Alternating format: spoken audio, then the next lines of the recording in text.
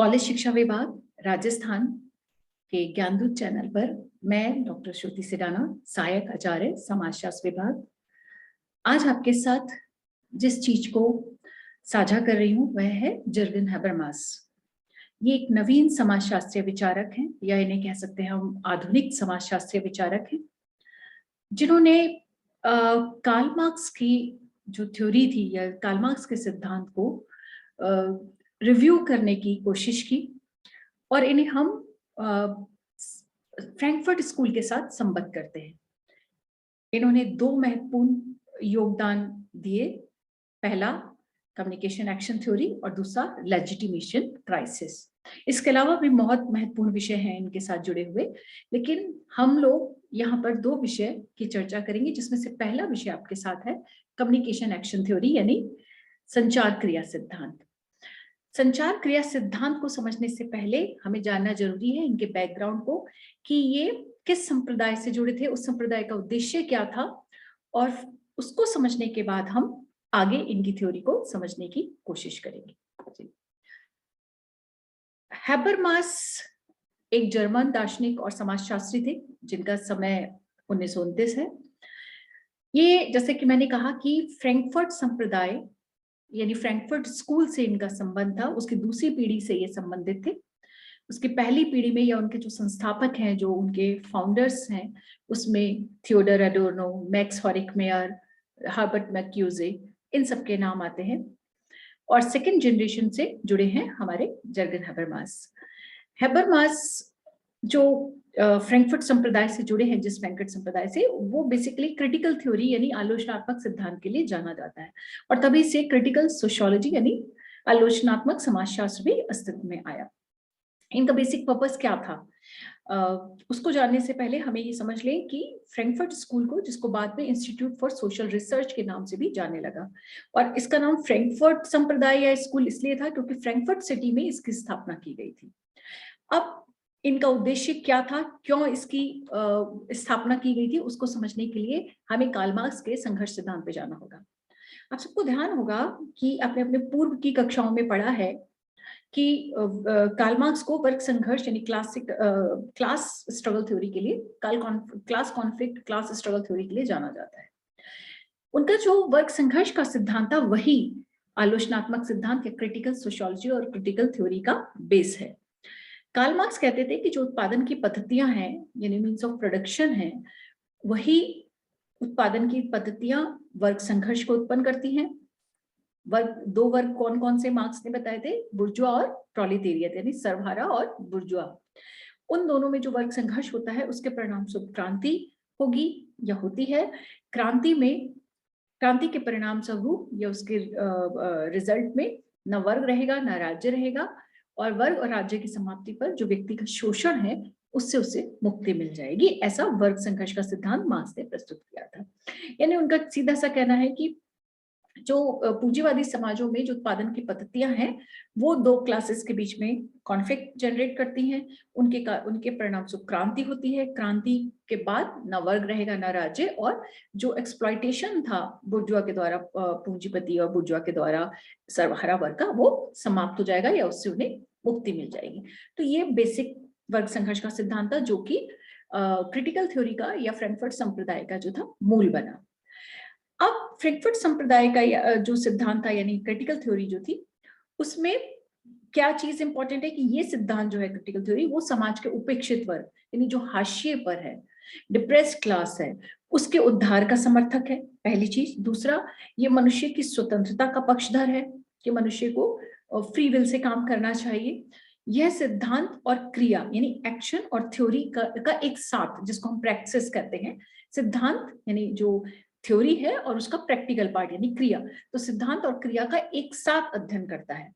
देखा जाए तो यह संप्रदाय जो है यानी फ्रैंकफर्ट संप्रदाय या फ्रैंकफर्ट स्कूल जो है, वो मार्क्स के सिद्धांतों को नए सिरे से प्रस्तुत करने के उद्देश्य से ही अस्तित्व में आया। यही बेसिक फ्रैंकफर्ट स्कूल का उद्देश्य था। अब इस संप्रदाय का उद्देश्य और क्या है? इस संप्रदाय का उद्देश्य एक ऐसी सोशियोलॉजिकल थ्योरी को कंस्ट्रक्ट करना था, यानी समाजशास्त्रीय सिद्धांत का निर्माण करना था, जो अर्थव्यवस्था, इकोनॉमिक सिस्टम, साइकोलॉजी, मनोविज्ञान, संस्कृति, कल्चर और तात्कालिक पूंजीवादी समाज जो था, इमीडिएट जो कैपिटलिस्टिक सोसाइटी थी, उनके मध्य के जो संबंध है उनका अध्ययन कर सके, उनको एनालाइज कर सके, उनको समझने का प्रयास कर सके। तो इन सब के मध्य के संबंधों को समझने के लिए वो एक ऐसी सोशियोलॉजिकल थ्योरी कंस्ट्रक्ट करना चाहते थे। दूसरी चीज, ये जो क्लासिकल थ्योरिस्ट थे या क्लासिकल जो सिद्धांत दिए थे इन लोगों ने, उनसे भी ये असहमत थे या असंतुष्ट थे, पार्शली असंतुष्ट थे, क्योंकि ये कहते थे कि उनकी जो थ्योरीज है वो समाज के यथार्थ का सही चित्र या पूरा चित्र प्रस्तुत करने में असमर्थ है। इसलिए इन्होंने क्रिटिकल सोशियोलॉजी या क्रिटिकल समाज थ्योरी को प्रस्तुत किया। तो ये तो है कि क्रिटिकल थ्योरी या फ्रैंकफर्ट संप्रदाय क्या था, किस उद्देश्य से अस्तित्व में आया, हमने ब्रीफ में उसको समझने का प्रयास किया। अब जैसे मैंने कहा कि जर्गन हैबरमास जो थे वो सेकंड पीढ़ी से, फ्रैंकफर्ट स्कूल की सेकंड पीढ़ी से संबंधित थे, ऑडोर्नो, हॉरिकमेयर के बाद। हैबरमास ने अपनी एक पुस्तक लिखी, the structural transformation of the public sphere, और इस पुस्तक में ही उन्होंने कम्युनिकेशन एक्शन थ्योरी यानी संचार क्रिया सिद्धांत दिया। अब संचार का मतलब क्या होता है? संचार का मतलब होता है एक्सचेंज ऑफ आइडिया, यानी विचारों का आदान प्रदान या विचारों का विनिमय। और जब विचारों का विनिमय होता है तो हमें कम से कम दो लोग चाहिए, दो से अधिक हो चलेगा, लेकिन कम से कम दो लोग हो, तभी तो विचारों का आदान प्रदान होगा। एक व्यक्ति अकेला एक्सचेंज ऑफ आइडियाज नहीं कर सकता, तो विचारों का आदान प्रदान करने के लिए कम से कम दो व्यक्ति चाहिए। तो उन दोनों के मध्य अंतःक्रिया होती है, इंटरैक्शन होता है, जिसको हम साधारण भाषा में बातचीत करना कहते हैं, आपस में संपर्क और संवाद करना, उसे हम सोशियोलॉजिकल लैंग्वेज में अंतःक्रिया यानी इंटरैक्शन कहते हैं। तो उन दोनों के मध्य अंतःक्रिया होती है। अंतःक्रिया के माध्यम से वो लोग किसी प्रघटना के बारे में अपनी एक समझ, एक अंडरस्टैंडिंग विकसित करने की कोशिश करते हैं, और उस स्थिति की अपनी व्याख्या यानी उसकी सब्जेक्टिव इंटरप्रिटेशन करते हैं, और दूसरे की जो दूसरा उसका विचार, उसके बारे में दृष्टिकोण रखता है, यानी ऑब्जेक्टिव अंडरस्टैंडिंग, सब्जेक्टिव अंडरस्टैंडिंग, उन दोनों के माध्यम से वो इंटर सब्जेक्टिविटी यानी दोनों अपनी समझ को, जिसे हम विषय परक समझ कहते हैं, दूसरों की समझ वस्तु परक समझ हो गई, उन दोनों को समझकर हम एक इंटरडिसिप्लिनरी समझ को, इंटरडिसिप्लिनरी एग्रीमेंट को क्रिएट करते हैं, और फिर हम उसके विषय में कोई समझ या कोई एक्सप्लेनेशन बनाते हैं। ठीक है, यानी और सरल तरीके से, जब हम किसी विषय को समझने के लिए दो या दो से अधिक लोग डिस्कशन करते हैं, अंतःक्रिया करते हैं, तो वो दोनों अपने विचारों को चूंकि एक्सचेंज करते हैं, एक दूसरे को समझाते हैं, कम्युनिकेट करते हैं, तो उससे एक बेटर अंडरस्टैंडिंग, एक म्यूचुअल अंडरस्टैंडिंग बनती है, जो काफी रैशनल होती है, तार्किक होती है। ठीक है, उसी को ये कम्युनिकेटिव एक्शन थ्योरी के माध्यम से समझाने की कोशिश करते हैं। अब इसे एक ग्राफ के माध्यम से समझने की कोशिश कीजिए। पहली चीज, संचार क्रिया सिद्धांत क्या है? संचार के लिए दो या दो से अधिक व्यक्ति होने चाहिए। तो संचार क्या है? विचारों का आदान प्रदान है। विचारों के आदान प्रदान में लोग अंतःक्रिया करते हैं, विमर्श करते हैं, यानी डिस्कोर्स करते हैं, डायलॉग करते हैं और इंटरैक्शन करते हैं। इंटरैक्शन करते हैं, डायलॉग करते हैं, तो वो कैसी चर्चा हो गई? ओपन डिस्कशन हो गया। ओपन चर्चा होती है तो उसमें, ओपन चर्चा में हम सब अपने अपने कथन के पक्ष में और दूसरे कथन के विपक्ष में हम लोग साक्ष्य देते हैं, तर्क रखते हैं, तो तार्किकता विकसित होती है। और जब तार्किकता विकसित होती है तो उस तार्किकता में जो शक्ति या सत्ता बाधाएं क्रिएट करती है, वो उससे मुक्ति मिल जाती है। यानी जो डिस्कशन होता है उसमें किसी भी तरह की हिंड्रेंस नहीं होती, कोई उसको कैप्चर नहीं कर सकता, उसको कोई फोर्सफुली आपके ऊपर अपने विचारों को इम्पोज नहीं कर सकता, थोप नहीं सकता, क्योंकि ओपन डिस्कशन है। हम इसमें एक दूसरे से सहमत भी हो सकते हैं और असहमत भी हो सकते हैं। तो इम्पोजिशन ऑफ आइडियाज नहीं होता इसमें, तर्कों, एक दूसरे के विचारों को एक दूसरे पर नहीं थोपा जा सकता। आप सहमत है तो आप एक्सेप्ट करेंगे, आप असहमत है तो आप उसे रिजेक्ट करेंगे। हैबरमास कहते हैं तो ऐसी जो स्थिति होती है, मतलब इस तरह की खुली चर्चा के लिए हमें एक आइडियल स्पीच सिचुएशन चाहिए, यानी आदर्श वाचन स्थिति। क्या होती है आदर्श वाचन स्थिति? जो भी उस किसी भी विषय को समझने के लिए उस चर्चा में सहभागिता कर रहे हैं, तो उनमें सहभागिता करने की योग्यता होनी चाहिए। योग्यता से मतलब उनमें तार्किक क्षमता होनी चाहिए, वो तार्किक ढंग से विमर्श कर सकें, उनमें तार्किक आधार पर विमर्श करने की इच्छा भी होनी चाहिए।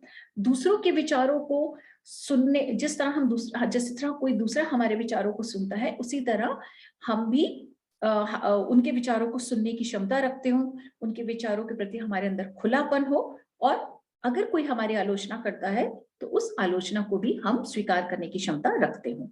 तो आलोचना की स्वीकृति होनी चाहिए और विचारों में खुलापन होना चाहिए। ठीक है, अपने और जो हमारे ऐसे विचार हैं जो गैर तार्किक है, जिनके पीछे तर्क नहीं है या कुतर्क है, तो उनमें संशोधन करने के लिए भी हमें तैयार रहना चाहिए। अगर हम इस तरह का की स्थिति क्रिएट करते हैं, यानी ऐसा डिस्कशन होता है जब ऐसी सिचुएशन में, तो उसे हम आइडियल स्पीच सिचुएशन कहते हैं कि हमने हमने हमने कहा भी, दूसरे का सुना भी, हमने सहमति असहमति जाहिर की, हमने तर्क रखे, तर्क के साथ साक्ष्य रखे, और कहीं अगर हमें जरूरत पड़ती है संशोधन की तो हम संशोधन के लिए भी और रिजेक्शन के लिए भी तैयार रहते हैं। हैबरमास कहते हैं कि वास्तव में जो आधुनिक पूंजीवादी समाज है उसमें कुछ सामाजिक संस्थाएं जैसे परिवार है, शिक्षा है, राजनीति है, जिन्हें स्वभाव से संचारात्मक होना चाहिए। संचारात्मक यानी जहां खुली चर्चा की आवश्यकता है, खुली चर्चा होनी चाहिए, तार्किक चर्चा होनी चाहिए, वो अब केवल एक स्ट्रेटेजिक रैशनैलिटी के क्षेत्र बनकर रह गए हैं या रणनीतिक तर्कसंगतता को मूर्त देने के लिए के साधन के रूप में ही बनकर रह गए हैं, के साधन बनकर रह गए, है ना। जैसे परिवार है, शिक्षा है, राजनीति है, यहाँ पर क्या होना चाहिए? संवाद होना चाहिए, ओपन डिस्कशन होना चाहिए, खुली चर्चा होनी चाहिए, तार्किक क्षमता ताकि विकसित हो सके और हम सहमति असहमति व्यक्त करने के लिए स्वतंत्र होने चाहिए, है ना। लेकिन अब आधुनिक पूंजीवादी समाजों में ऐसा नहीं हो रहा है। क्यों नहीं हो रहा है? क्योंकि ये जो क्षेत्र है, ये जो ये सामाजिक संस्थाएं जो हैं, ये अब ओपन डिस्कशन को बाधित करती हैं, क्योंकि यहाँ पे अब स्ट्रेटेजिक रैशनैलिटी को मूर्त रूप मिलने लगा है। इस तरह की संस्थाएं आर्थिक और नौकरशाही शक्तियों, जो यानी ब्यूरोक्रेटिक सिस्टम्स हैं, पावर्स हैं और इकोनॉमिक सिस्टम्स हैं, उनके द्वारा तेजी से आगे बढ़ रहे हैं, यानी वो इन्हें कंट्रोल कर रहे हैं। अब वो इन्हें कंट्रोल कर रहे हैं, इन पे अपने विचारों को इम्पोज करते हैं, थोपते हैं।